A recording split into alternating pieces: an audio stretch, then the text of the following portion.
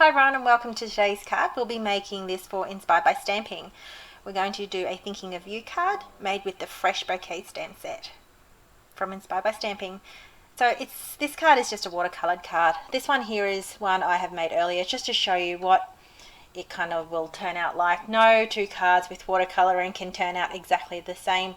So I set out to intend to make this card a little bit lighter and not as intense in colour as this first one here. So here's the stamp set, which I absolutely adore. It's so much fun to watercolour with, and you just need to make sure you've got a big block or a misty tool. So this Thinking of You stamp set was stamped with VersaFine ink. The Thinking of You stamp set that I will use for the card today will be from the same stamp set. So the same stamp set actually has wishes, happy birthday, thinking of you, hello, and some extra weave, I've, and bean. So you can tailor it to however you want. So these are the distress inks I'm bringing into view now.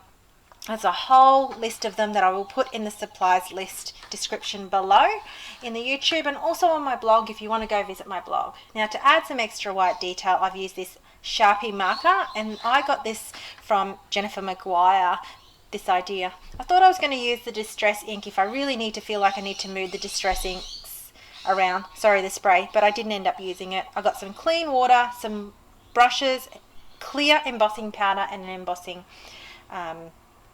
powder here. So all I pretty much is use a Canson watercolor 300 GSM cardstock. This is great quality cardstock. I absolutely love this. I got it from Eckersley, my local craft store here on the Sunshine Coast. Versamark ink. Don't forget to ever use a sticky ink when you are heat embossing with the powders. So I've used the same stamp set, just the top and bottom, and I've altered the image each time I stamped it, just so it's not it doesn't look the same, but it's just similar. So heavily stamping with Versamark ink here. Now I've really put a lot of pressure on this cardstock because it is a good quality cardstock. It's not ultra smooth. It does have quite a texture on it. So I made sure I pressed quite heavily on the watercolor cardstock. You can see I'm almost performing CPR, that you can see my hair bounce into view. So I do this twice on the top and the bottom, just heavily inking this up. And this way I know with the amount of pressure I've put on and the amount of ink that the embossing powder is really going to catch this.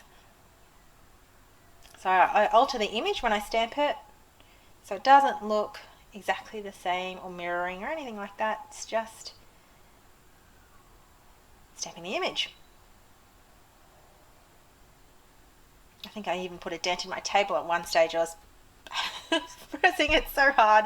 So using the same paper to sprinkle the powder on.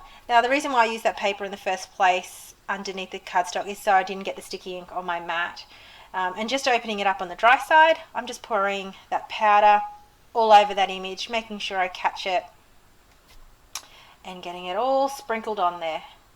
And because I prepped my cardstock, there was hardly any powder residue on there. I think I had to just sweep away one little section.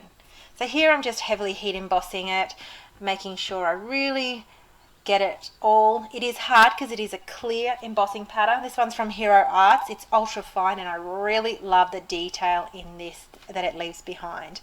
I have no issues every time I use this clear embossing powder from Hero Arts. So making sure I grab this all.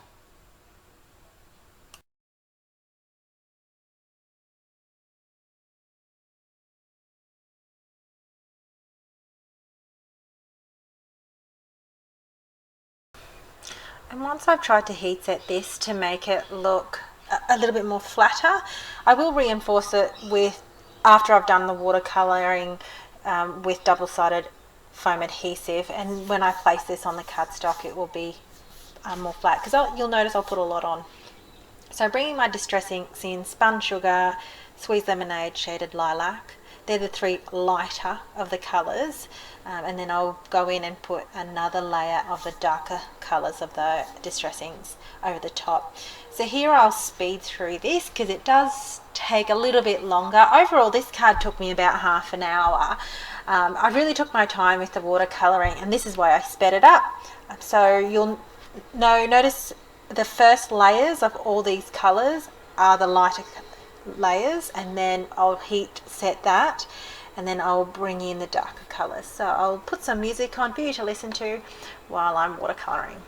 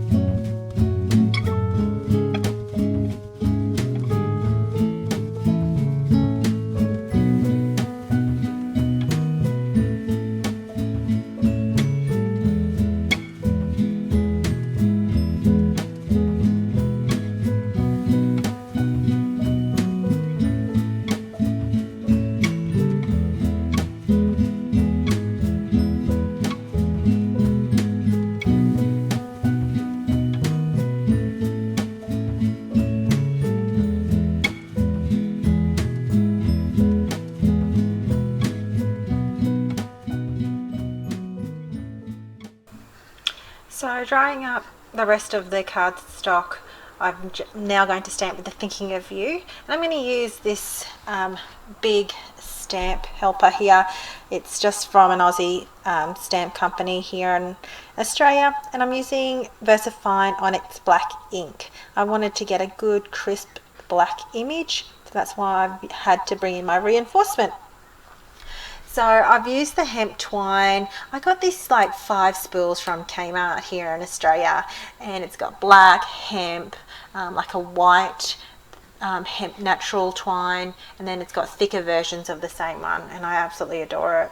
So I've just tied a bow, wrapped it around 3 times here, and I play around with it because I tend to, the cardstock is a little bit warped, and I will flatten that out using my double-sided adhesive foam once I've trimmed off the tails of this bow. I'll just reinforce it with some glue dots, that bow, so it doesn't move around, doesn't get caught. So I'm just pressing it down and it stays put. So here I will show you how heavily I use my foam mounting tape and the back. See, ta-da! It's quite heavy, but I wanted to get the warped cardstock really as flat as I could. I don't have that foam mount that everyone uses overseas. I need to get it from Australia here. I'm sure I'll get that sooner rather than later. So I used this striped gold foil that I got at the planner markets I went to a month ago, and they had like this washi stall, and it had the most beautiful gold foils, washi tape that I just stocked up on. So I love this ultra thin one. I've placed it on either side of this panel, and I just center it in the middle. And just to embellish it, because I really like the simplicity of the watercolouring, I don't want to add any more too much detail. The only thing I bring in now is my white Sharpie, and the white Sharpie will just add a little tiny bit more detail. It's not too much, it's not overbearing, but it's just that extra little bit of detail that I wanted to add, which I did add on the first card. So I'll bring it in and I'll just add some dot details to the rest of this card. Now I reckon this hemp twine that I've used really goes with the actual craft envelope, so it kind of twines it in. So what I'm going to do is I'm just going to stamp this Lawn Fawn Yeti ink. It's a nice opaque ink. It is a pigment ink, so it does dry, so do be careful. Take a couple of minutes to let it dry.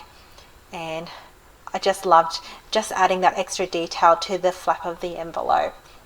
So it's the same stamp set but in white. So there you go. Today's card is simple and watercolouring. Hope you enjoyed it. Don't forget to like my social media forums. Okay, see you later.